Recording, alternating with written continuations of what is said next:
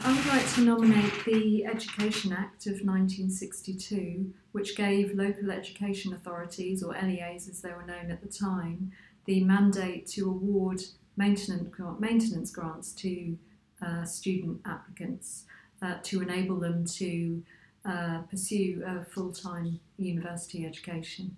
In my case, that was a BA Honours in Architecture. I think what I benefited from that, and there is a cohort, certainly within my age, my generation, who are out there now having actively pursued careers in architecture, in many other industries, which they otherwise would not have had the opportunity to. I mean, certainly, I think in my case and many others, I may have found access into architecture, but what I certainly wouldn't have been able to afford at the time was a full-time education at that level. The funds just simply weren't there to do it. I think that in this context, in making this nomination and considering the two themes, architecture and power, and the fusion of the two, this was something that immediately came to mind. I think within the field of architecture, whether we're constructing a vision, a master plan, or a kind of small building, topics that often come up are a part of our ongoing conversation, our issues around democracy, social values.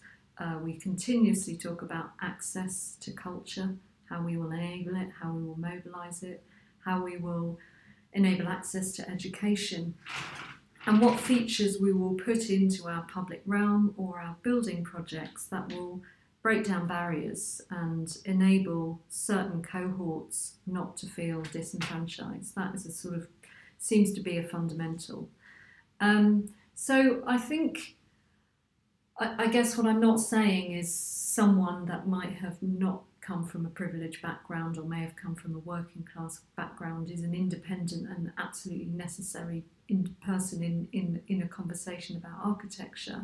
I'm really making a case for diversity, but I think it's important that there is diversity and then there are multiple voices, and voices that empathise with these differences, who may understand what a particular cohort might be feeling about something, who may not be the kind of staunch academic who's making demands and telling someone how something should be. They may actually have a different kind of voice, which is asking questions or prompting, or have a more empathy perhaps because it's a condition that's understood deeply.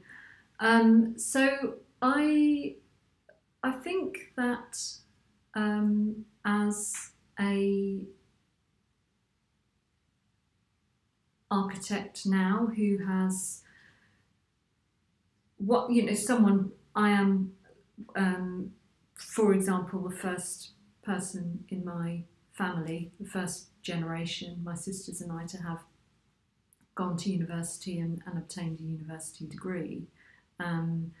I perhaps feel quite privileged and excited about that. I think it's interesting that I didn't understand that until very recent years, and I've been in architecture for some 25 years. I can say that I haven't really understood fully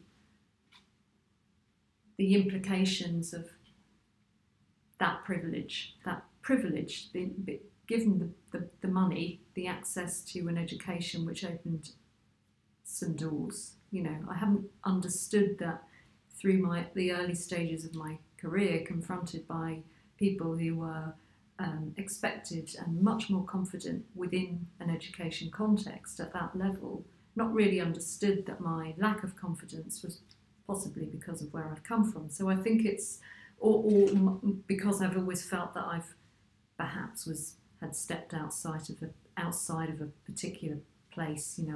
I'd gone to the wrong party. Now I get it, and I think it's really exciting. I think I'm here, and I think it's good for students who, or for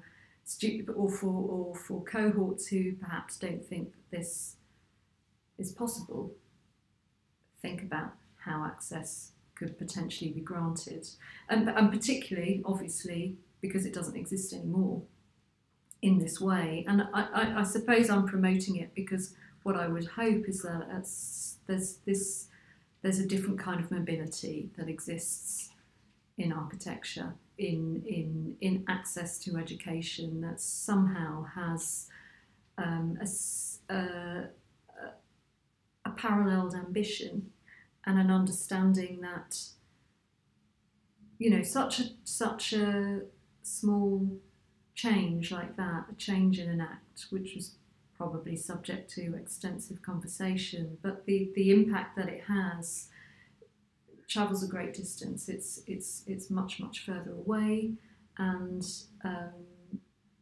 has great value.